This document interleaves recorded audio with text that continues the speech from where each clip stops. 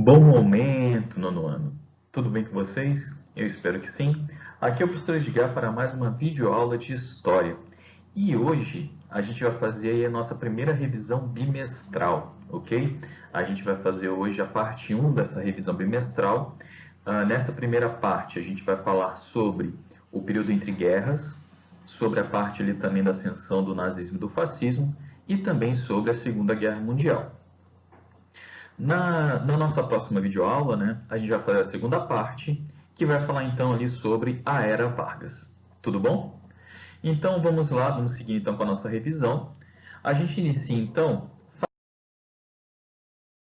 aqui sobre esse período aí que a gente vai chamar de entreguerras, que foi logo após a Primeira Guerra Mundial, que vai, né, ficar aí entre a Primeira e a Segunda Guerra Mundial. É o período ali que antecede então aos conflitos na Europa e também, obviamente, no resto do mundo, digamos assim, pelo menos no mundo que os historiadores consideram, essa parte aí da Segunda Guerra Mundial. Tá?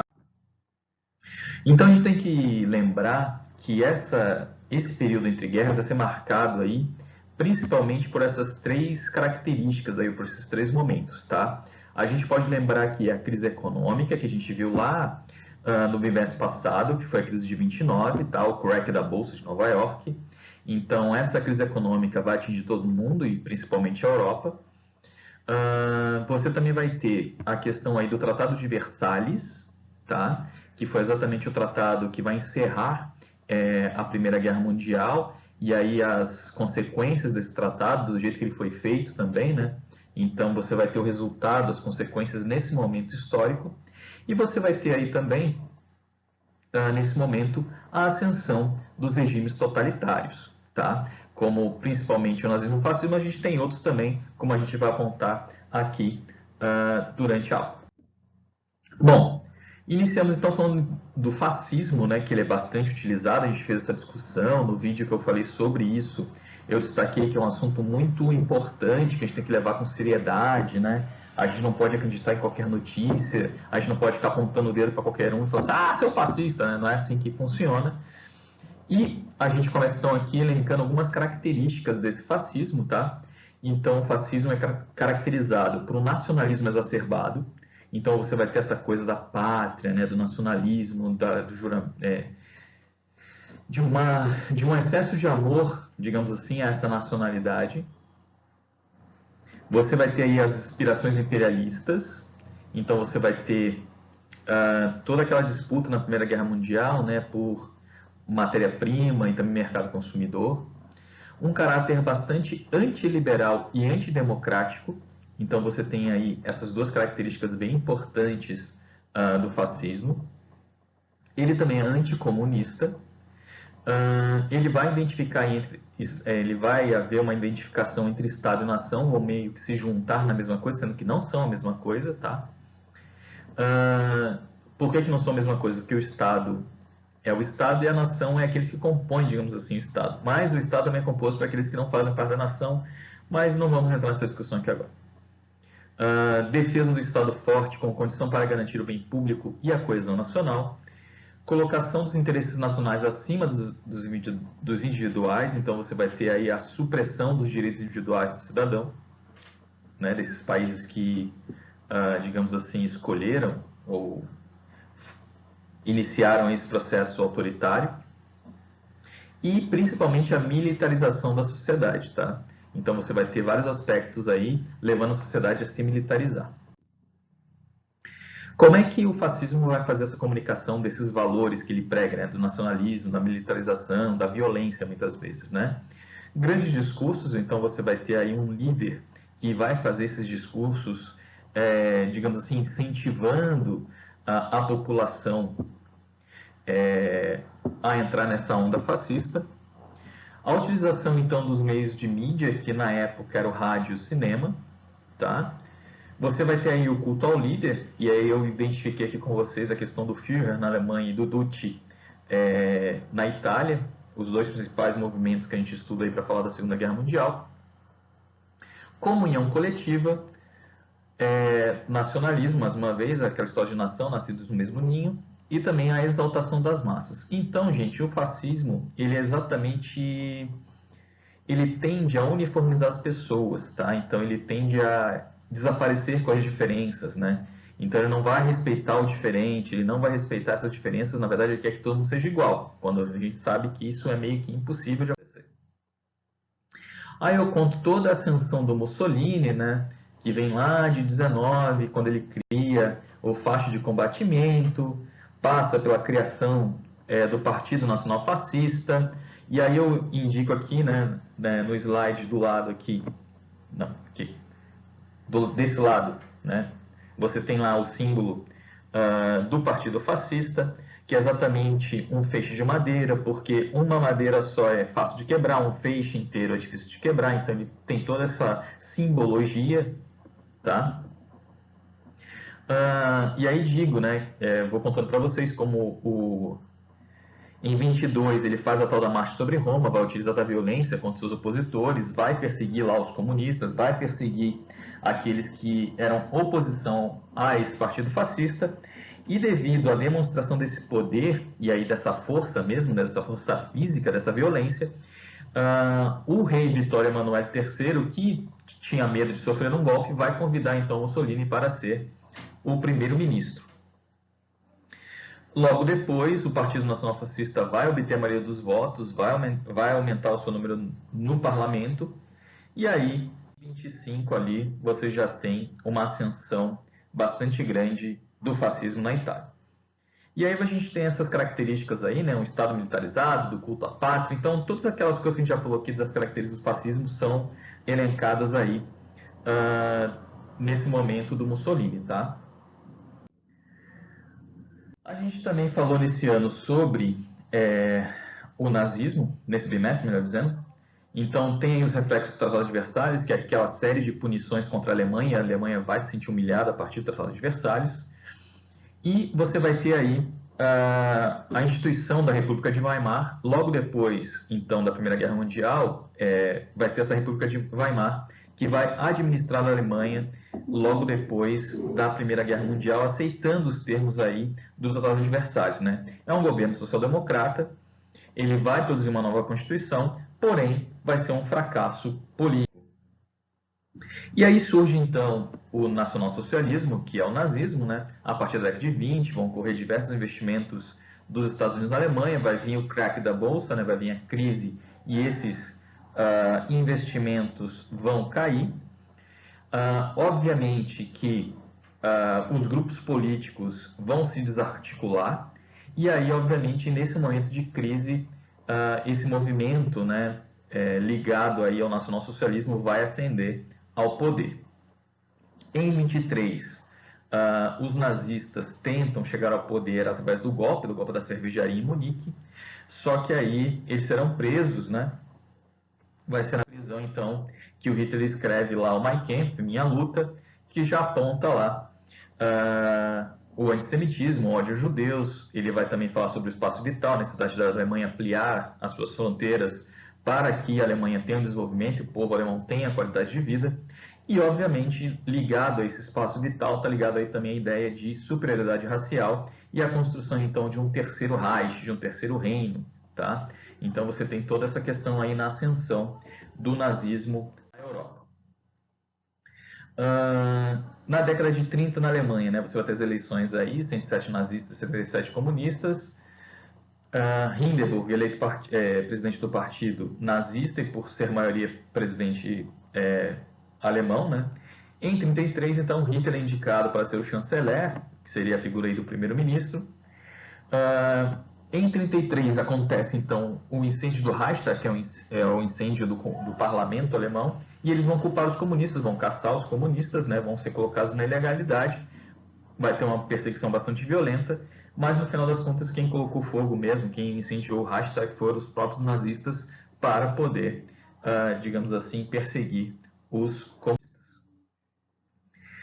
Em 34, então, o Partido Nazista é um partido único. A morte de Hindenburg faz com que Hitler então vai acumular o cargo de presidente e chanceler, se tornando então o Führer, o único guia, né? Então você tem aí, dentre as características da ideologia nazista na Alemanha, superioridade racial, antissemitismo, propaganda, educação e propaganda, simbologia, exaltação das massas e culto ao líder, tá? E, obviamente, que a ascensão desses regimes totalitários vai, obviamente, levar aí à Segunda Guerra Mundial. Só lembrando, tá, que já aí na década de 30, nós temos também a questão da Espanha, tá? Eu não vou aqui colocar na revisão, mas a gente viu isso durante o bimestre, que foi lá a Guerra Civil Espanhola. Inclusive, vai ser lá que vai surgir a gripe espanhola, que é bem parecido com o que a gente está sofrendo agora, com essa pandemia que a gente está vendo agora. Só que essa gripe não surgiu na Espanha, ela vai surgir nos Estados Unidos, mas porque esses países estavam em guerra e a Espanha se tornou neutra, ela vai acabar então sofrendo aí o rótulo dessa gripe, tá? Mas enfim, você vai ter essa série de... Como é que se diz? A gente vai ter essa série de regimes totalitários ascendendo. Você vai ter aqui no Brasil o Estado Novo do Vargas, você vai ter em Portugal o salazarismo depois, enfim, você vai ter uma série de regimes totalitários surgindo nesse momento. Então, a Alemanha de 34 a 39, né? A gente falou aí do Tratado de Versalhes, então aqui eu esmiuço um pouco as consequências territoriais, militares e financeiras desse tratado. E aí, né, as consequências do Tratado de Versalhes, né? Não vai assegurar a paz, a Alemanha vai ser bastante humilhada e você também vai ter uma radicalização da política, né? E aí eu trago uma frase do Winston Churchill, que esta guerra, que seria a Segunda Guerra Mundial, é a continuação da anterior, é a continuação da Primeira Guerra Mundial. Então a gente tem de 33 a 39 uma expansão das fronteiras alemãs, dado a questão lá que o Hitler levantou do espaço vital.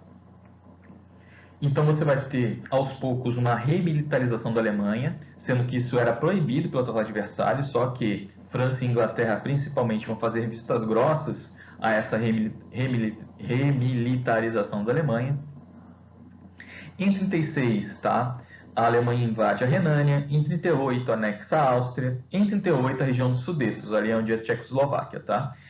Em 38 acontece uma conferência de Munique e a década de 30 então vai ser, digamos assim, o momento, tá, que você vai ver a articulação da aliança, que depois vai se tornar o eixo aí, Roma, Berlim, Tóquio, que é a aliança então da Alemanha com Japão e Itália. Quais serão as consequências então dessa expansão alemã, né? A política de apaziguamento, então como eu falei para vocês, a Inglaterra e a França vão colocar sempre panos quentes, ou pelo menos vão fazer vistas grossas a essa intenção do Adolf Hitler de invadir, né, aqueles territórios que eu apontei anteriormente. A União Soviética, à época, né, vai fazer um tratado com Hitler, que é o Pacto Molotov-Ribbentrop, que é um tratado então de não agressão. E a gente tem aí o caso da Polônia, né? Porque a Polônia vai ser então aí a grande questão, assim, digamos, para a Segunda Guerra iniciar. Por quê? Porque dentro desse pacto Molotov-Ribbentrop, tanto a União Soviética como a Alemanha vão colocar ali nesse tratado que a Polônia seria um território neutro que não deveria ser invadido.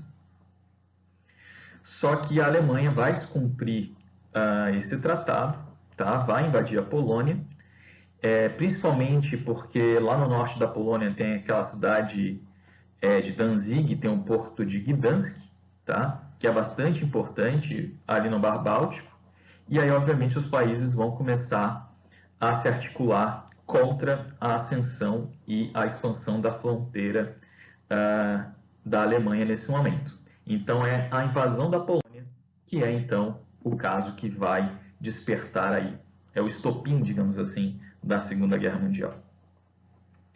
Então você tem aí o nazismo, aquela coisa toda, superioridade racial, antissemitismo, espaço vital. Pela primeira vez na história vai morrer mais civis que militares, mais de 40 milhões de mortos nesse conflito. Você tem então a construção das alianças, né? Você vai ter os países do eixo, Roma, Berlim, Tóquio, Itália, Alemanha e Japão, e também os aliados, que é Inglaterra, França e União Soviética, e depois, devido lá ao ataque a Pearl Harbor, você vai ter a participação mais efetiva também dos Estados Unidos nesse conflito. o avanço da guerra na Europa nos anos conseguintes, principalmente na década de 40, né? Você vai ter o avanço das tropas do eixo, até porque a guerra estilo Blitzkrieg, que é a guerra relâmpago, vai surtir bastante efeito. E em 2 anos de expansão, os nazistas haviam conquistado praticamente todos os países da Europa, exceto a Grã-Bretanha. Tá? Então você tem um avanço muito forte aí da Alemanha nos 2 primeiros anos de expansão. Então, principalmente no ano de 39 e 40, tá? Você tem aí as vitórias das tropas alemãs sobre as tropas de outros países da Europa. Quando é que isso vai mudar, né? Você vai ter 3 frentes de luta dos aliados para retomar a Europa. A leste, né? Você vai ter então a resistência russa, marcada pelas vitórias na batalha de Stalingrado e Kursk, impedindo então o novo avanço alemão. Na verdade, o que vai acontecer? O Hitler vai tentar invadir a União Soviética, ele vai desguarnecer outros flancos de batalha, digamos assim, e aí, perante a Batalha de Stalingrado, que é uma grande derrota do exército alemão e também de Kursk, a Alemanha, além de ter que recuar para o seu território, ela vai sofrer o avanço das tropas soviéticas. Tá? Já no sul, o Império Britânico atacando da África para o Mediterrâneo e Itália, impedindo o avanço nazista para o Canal de Suez e, consequentemente, para os postos de petróleo no Oriente, a partir de uma série de batalhas de El Alamein. A gente tem que entender também que esse exército aí britânico não era composto só de ingleses, mas sim de todas as colônias inglesas que formam lá aquele grande estado, Commonwealth, como eles falam, né? Que é a união aí de várias ex-colônias ou colônias britânicas, e cada lugar desse, né, mandou suas tropas, e aí criou-se um exército gigantesco que vai conseguir derrotar os alemães ali no norte da África, principalmente. E a oeste, que é para onde dá ali a Grã-Bretanha, dá para o Atlântico, né, a retomada aliada ali, dos aliados, né, a partir da França, em conjunto com os Estados Unidos e Grã-Bretanha, no desembarque da Normandia, que é conhecido lá como Operação Overlord, que também é conhecido o dia 6 de junho de 44 como o dia D. Né? Bastante ou bem retratado, filmado, bem no início do filme O Resgate do Soldado Ryan. Se vocês não assistiram, eu recomendo que vocês assistam. Bom, a gente tem também a Guerra no Pacífico, que é exatamente a guerra que vai derrotar o Japão. Havia uma expansão militar japonesa desde a década de 30, né? Conquista da Manchúria em 31 e da China em 37. Devido a essas questões, e os Estados Unidos tinham muito interesse nesse comércio com o Oriente, principalmente do Oceano Pacífico, né? Ele vai fazer um embargo ao Japão em 40, e aí o Japão, como retaliação desse embargo econômico, em 41 faz um ataque então à base aérea de Pearl Harbor, que fica lá no Havaí. Em 42, então, você já tem a Batalha de Midway, a Batalha de Iwo Jima e a Batalha de Okinawa, até culminar nas bombas atômicas de Hiroshima e Nagasaki, que pontuam, digamos assim, o final ou a rendição do Japão da Segunda Guerra Mundial. Bom, como é que vai encerrar então essa Segunda Guerra? Né? Você vai ter uma primeira conferência chamada Conferência de Yalta, tá? Que vai substituir então a Liga das Nações pela ONU, então surge a ONU nesse momento. A Alemanha e a Áustria vão se separar mais uma vez, né? Vai ter uma definição de uma zona aí também a ser ocupada pelos Estados Unidos, a União Soviética, Reino Unido e a França, por isso vai ser construído lá o Muro de Berlim, mas a gente vai falar mais sobre isso só lá quando a gente falar de Guerra Fria, tá? Na Europa Oriental, você vai ter a promessa soviética de permitir a representatividade das forças democráticas e a realização das eleições livres nos territórios que ocupou durante a guerra. E no Japão, promessa soviética de declarar guerra ao Japão depois da rendição alemã. E aí depois você tem a Conferência de Potsdam, a Alemanha vai aí ser desmilitarizada mais uma vez, desarmada. Você tem aí a concessão de territórios para a Polônia e União Soviética, e também a criminalização do nazismo e a realização do Tribunal de Nuremberg para punir então esses crimes de guerra cometidos pelos alemães. Você vai ter todo o papel de indenizações, né? Então, quanto a Alemanha deveria pagar para cada um desses agentes que sofreu aí com a Segunda Guerra Mundial. E você vai ter a divisão de Berlim, como eu já falei, a gente vai falar mais sobre isso aí na aula sobre Guerra Fria, tá? Pessoal, essa era a revisão. Eu vou postar essa aula tanto no Unimestre como no Google Classroom. No Google Classroom, para quem acessa, vai ter lá um questionáriozinho para vocês responderem, para fazer a revisão, ver se vocês entenderam bem essas questões sobre o período entre guerras e a Segunda Guerra Mundial. Beleza? Galera, até a próxima, um grande abraço, ficamos por aqui.